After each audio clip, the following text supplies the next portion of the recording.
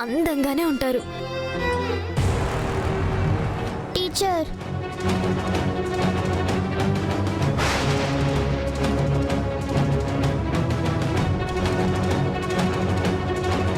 ఈ పిల్ల రాక్షసి ఇలా చూస్తుందేంటి? మళ్ళీ ఏమైనా ప్లాన్ చేసిందో ఏంటి? ఏంటి లక్కీ? మీరొకసారి బయటికి రావాలి. ఎందుకు? వస్తే చెప్తాను.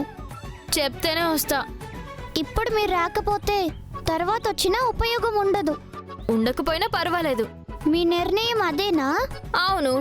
అయితే నేను కూడా ఒక నిర్ణయం తీసుకున్నాను. ఏంటది? నాకు నేను పనిష్మెంట్ ఇచ్చుకోబోతున్నాను.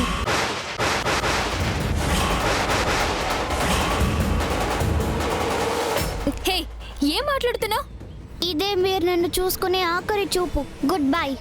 హే లక్కీ, లక్కీ, హే ఆగవే.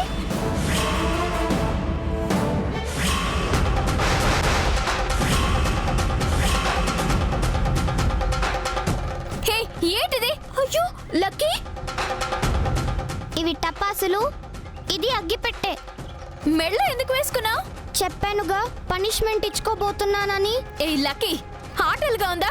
అవి పేలితే చాలా ప్రమాదం. తీసి పడే. తీసే. ఆగండి teacher.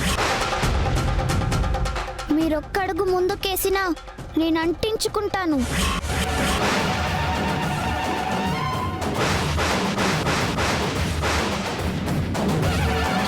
Lucky, lucky, please lucky, కాల్చుకోకే, అలా అంటించుకోకే.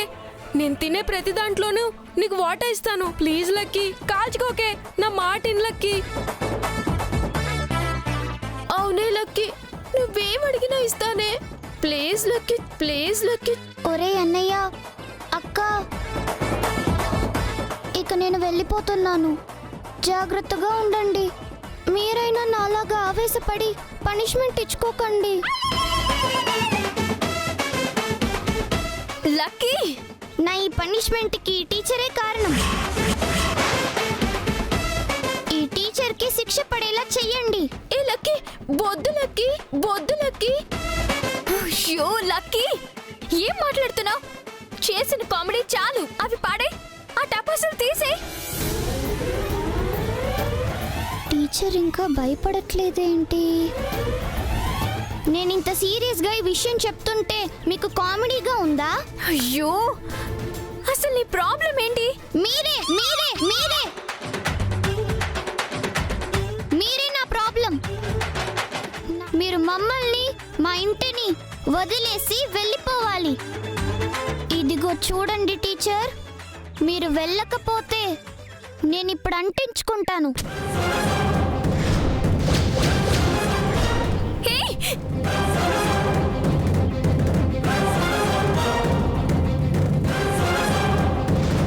లక్కీ, హే.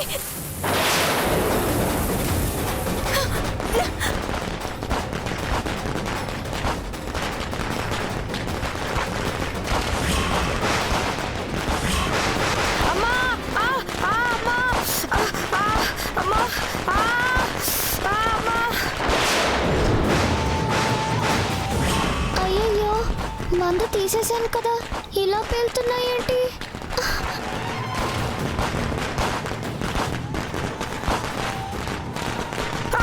మంట,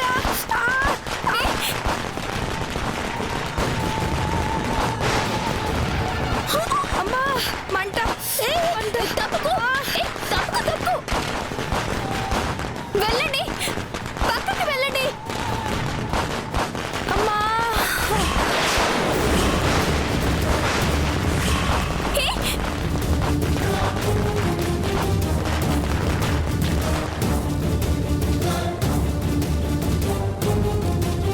అమ్మా, నా మొహం కాలిపోయింది. అమ్మా, నా మొహం కాలిపోయింది. అమ్మా, నా మొహం కాలిపోయింది. అయ్యయ్యో, నా మొహం కాలిపోయిందమ్మా.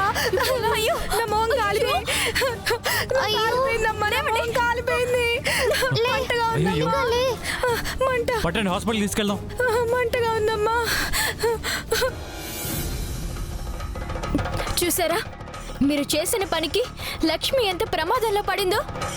ఇప్పుడు తనకి ఏమవుతుందో ఏంటో అర్థం కావడం లేదు. అయినా ఇలాంటి పనులు చేయడానికి కొంచెమైనా బుద్ధి ఉండాలి. ఇప్పుడు ఆవిడకి ఏదైనా జరగరాంది జరిగితే మీ తప్పుకి ఆవిడ జీవితాంతం శిక్ష అనుభవించాలి. చెయ్యాల్సిందంతా చేసి మళ్ళీ ఏమీ తెలియనట్టు అమాయకుల్లా ఎలా చూస్తున్నారో చూడు. మీరేంటి అరుస్తున్నారు? మీరు మా ఇంటికి వచ్చిన టీచర్ మాత్రమే. ఇంటికి యజమానురాల్లాగా మా మీద మీ పెత్తనం ఏంటి? మంచి మాటలు చెప్పడానికి ఇంటి యజమానే కానవసరం లేదు. టీచర్ ఇంట్లో ఉండటం ఇష్టం లేకపోతే ఆ విషయం తనకి ఇంట్లో వాళ్ళకే చెప్పాలి. అంతేగాని ఇలా మెళ్ళో క్రాకర్స్ వేసి బెదిరిస్తారా? చూశారుగా మీరు చేసిన పని వల్ల లక్ష్మి ఎంత ప్రమాదంలో పడిందో.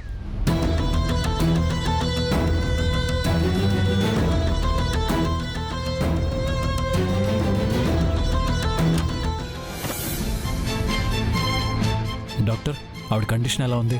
క్రాకర్స్ మొహానికి దగ్గరగా పేలటం వల్ల మొహం మీద గాయాలతో పాటు ఆ నిప్పు రవ్వలు కళ్ళల్లో పడ్డాయి. సో తనకి కళ్ళు కనిపించే ఛాన్స్ 50-50 ఉన్నాయి.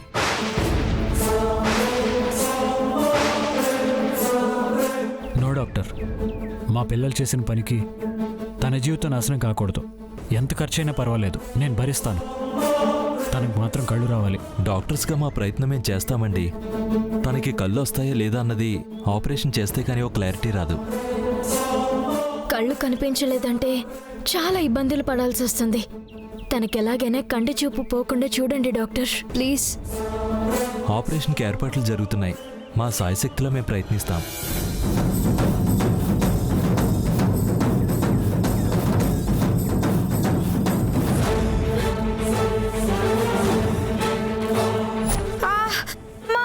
కొంచెం ఊర్చుకోమా, ఒక్క నిమిషం.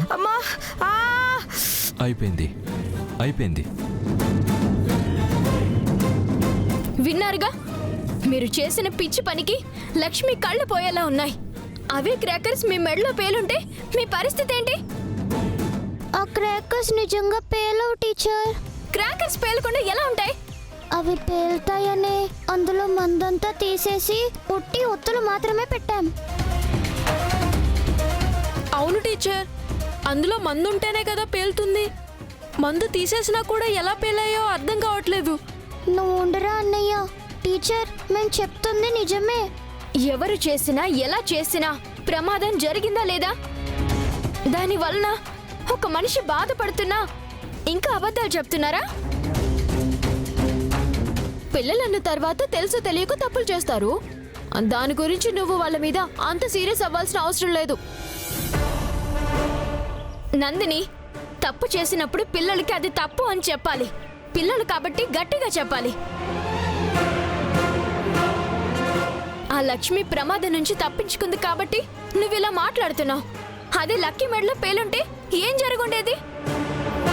ఇలా నువ్వు వెనకేసుకుని రాబట్టే వాళ్ళు అలా తయారవుతున్నారు. బావా, టీచర్ని టపాసులతో బెదిరించాలనుకున్నది నిజమే కానీ నిజంగా అందులో మందు తీసేశాం బావా. అవి డమ్మీ టపాసులు, ఒట్టు. డమ్మీవైతే ఎలా పేల్తాయి? ఇంత జరిగిన తర్వాత కూడా ఇంకా మీరు అబద్ధాలు చెప్తున్నారంటే మిమ్మల్ని ఇలా కాదులే, పార్వతమ్మ గారితో చెప్పి మీ ఇద్దరిని హాస్టల్లో జాయిన్ చేస్తాను. అప్పుడు గాని మీరు మాట వినరు.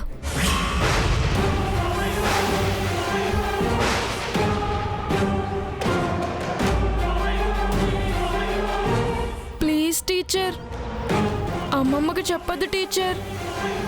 నిజంగానే అందులో మందు లేదు టీచర్. అయినా అవి ఎలా పేలాయో మాకు తెలియడం లేదు. మీ మాటలు నేను నమ్మను. మీరు బాగుపడాలి అంటే పార్వతమ్మ గారితో చెప్పి హాస్టల్లో వేయించాల్సిందే. బావా ప్లీజ్ బావా, వద్దని నువ్వైనా చెప్పు బావా. అమ్మమ్మకి తెలిసిందంటే నిజంగానే మమ్మల్ని హాస్టల్లో వేస్తుంది. మీరు మళ్ళీ ఇలాంటి పని చేయను అంటేనే నాన్నమ్మకి చెప్పొద్దని టీచర్కి నేను చెప్తాను. ఇంత జరిగాక కూడా మళ్ళీ అలాంటి పనులు ఎందుకు చేస్తారులే బాబా. విషయం అమ్మమ్మకి తెలియనివ్వద్దు. లక్ష్మికి ఇలా జరిగిందని తెలిసిందంటే వీళ్ళని బతకనివ్వదు.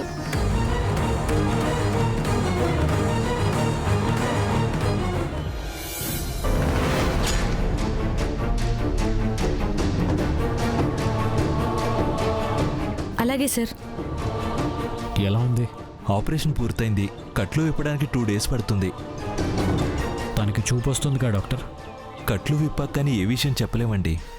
పేషెంట్ని ఐసీయూలోకి షిఫ్ట్ చేశాం. మీరు వెళ్ళి చూడొచ్చు.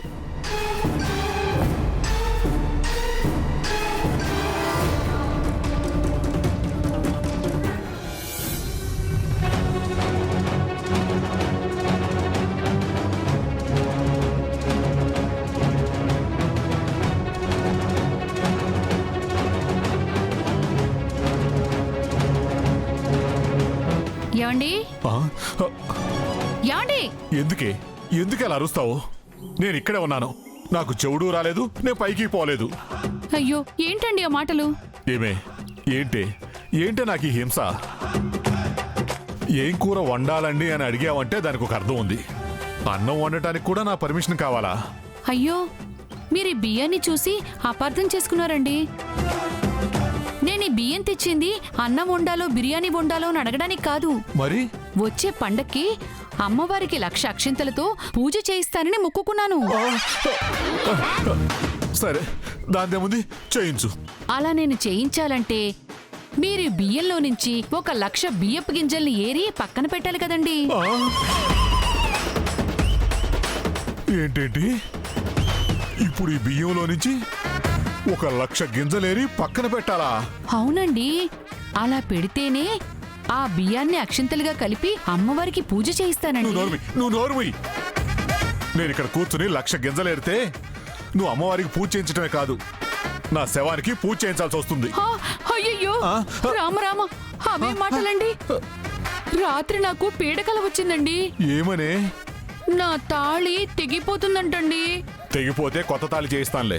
అయ్యో రామా, తాళి తెగడం అంటే మీరు పోవడమే కదండి. అవును కదూ? అవునన్నా, అప్పుడప్పుడు అమ్మకొచ్చే కళలో కొన్ని నిజమవుతాయి. అలా ఈ కళ నిజమైందనుకో, నేను తండ్రి లేని వాడిని అయిపోతానన్నా, తండ్రి లేని వాడిని అయిపోతాను. రేయ్, నువ్వు మరీ ఎక్కువ బాధపడకరా. ఇద్దరం కలిసి ఆ 1,00,000 గింజలు ఏరేద్దాం. అమ్మ నాన్న నన్ను కూడా కలిపేశావా? కష్టమైన సుఖమైన తండ్రి కొడుకులకి తప్పదు కదరా. దా కూర్చో రా.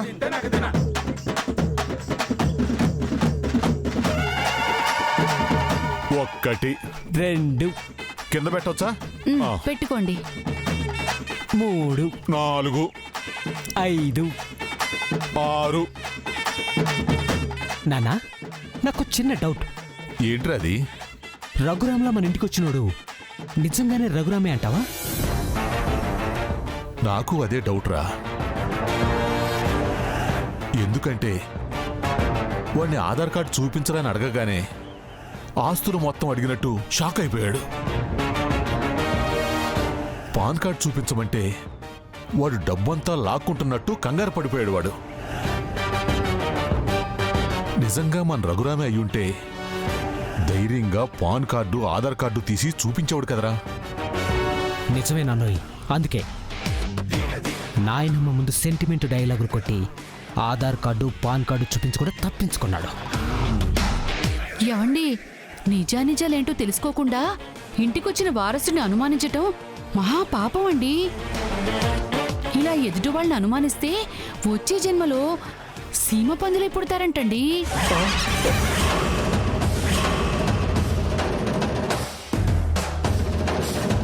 చిచ్చి, మేము పుడతామో లేదో తెలియదు కానీ నువ్వు చెప్పే మాటలు వింటుంటే ఈ జన్మలోనే పందుల్లా మారిపోయేలా ఉన్నామే. చిచ్చి. అమ్మా, నువ్వు అవతలకు వెళ్ళి నీ పూజలు అవి చేసుకోవే, లేదంటే బియ్యం ఎరటం ఆపేస్తాం. సర్లేరా, త్వరగా బియ్యం ఏదో ఎరేస్తే తర్వాత 1,00,000 ఉత్తులు చేయాలి. నేను వెళ్ళి తూ తీసుకొస్తాను.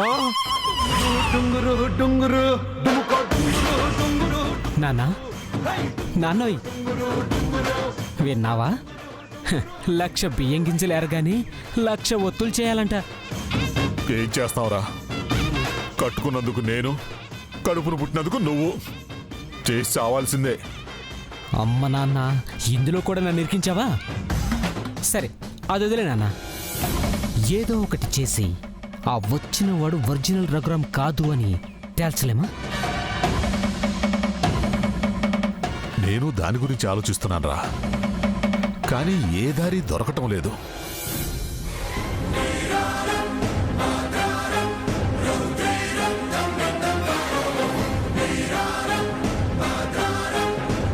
నాన్న ఐడియా.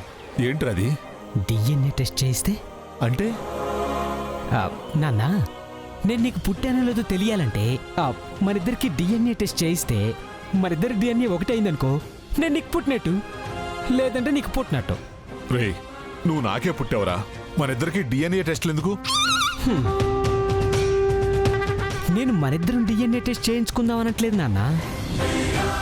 ఆ రఘురామ్ గాడికి నానమ్మకి డిఎన్ఏ టెస్ట్ చేయించేస్తే ఆ వచ్చే రిపోర్ట్ని బట్టి వాడి ఇంటి వారసులో కాదో తెలిసిపోతుంది కదా. బ్రహ్మాండమైన ఐడియారా. కాకపోతే వాడు డిఎన్ఏ టెస్ట్కి ఒప్పుకుంటాడంటావా? వాడెందుకు ఒప్పుకుంటాడు నాన్న? వాడికి తెలియకుండానే చేద్దాం. ఎలాగరా?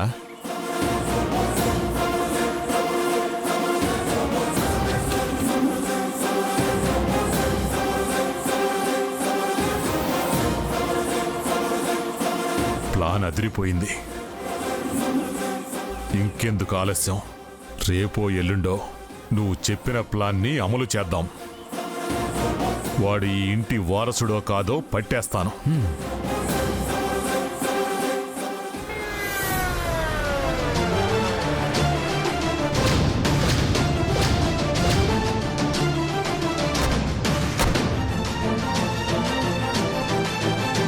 చూడండి, పని మనిషికి ఇలా జరిగిందని నానమ్మకి తెలియనివ్వకండి. సరే బావా. పదా.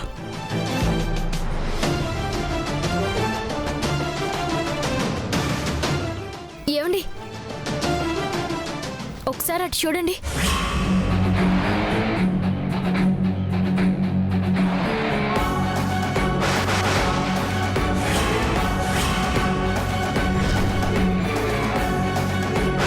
ఇది డమ్మీ దండ.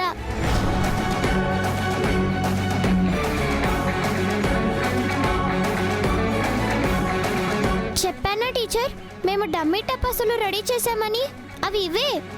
కావాలంటే చూడండి, దీంట్లో ఒత్తులుంటాయి కానీ మందు ఉండదు. ఇవి పేలవు. మీరే అనవసరంగా ఎంత చెప్తున్నా వినకుండా మమ్మల్ని తిట్టారు. ఇవి మీరు తయారు చేసినవైతే మరి నువ్వు మెడలో వేసుకున్నవి ఎక్కడివి?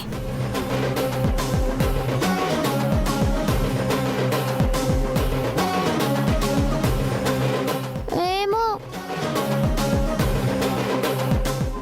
అంటే ఎవరో డమ్మీ టపాసుల ప్లేస్లో ఒరిజినల్ టపాసులు పెట్టుంటారు. పిల్లల ప్రాణాలతోనే ఆడుకోవాలని చూశారు. ఎవరై ఉంటారు? అవును బాబా, ఈ ఒరిజినల్ టపాసులు ఎవరు పెట్టుంటారు? అమ్మో, ఏమైనా అయ్యుంటే ప్రాణాలే పోయేవి కదా. ముందు మీరు ఇవి ఇంట్లోకి తేవడమే తప్పు. నేను చూసుకుంటాను, మీరు లోపలికి వెళ్ళండి. సరే బావా, రావే. నందిని, చెప్పింది గుర్తుందిగా? ఈ విషయాలన్నీ నాన్నమ్మకి తెలియకూడదు. తెలిస్తే ఆవిడ టెన్షన్ పడతారు. సరేనా? అలాగే, రావే. వెళ్ళండి.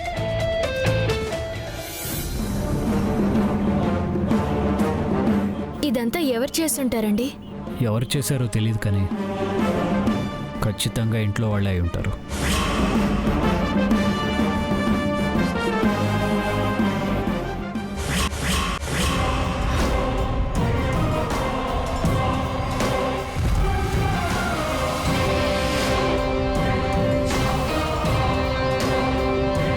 ఏమండి, ఉంగరం చూడండి. ఇది ఇక్కడ ఉందంటే ఇది ఖచ్చితంగా ఈ పని చేసిన వాళ్ళదే అయి ఉంటుంది.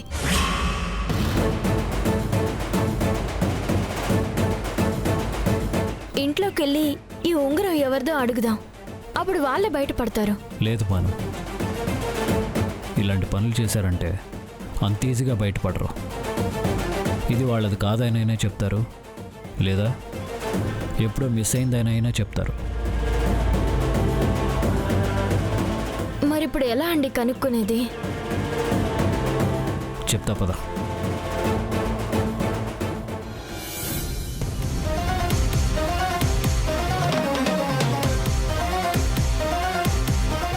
చేద్దాం బాను, ఈ ఉంగరం ఇక్కడ పెట్టి ఆ పక్కకి వెళ్ళి దాక్కుందాం. ఏం జరుగుతుందో చూద్దాం.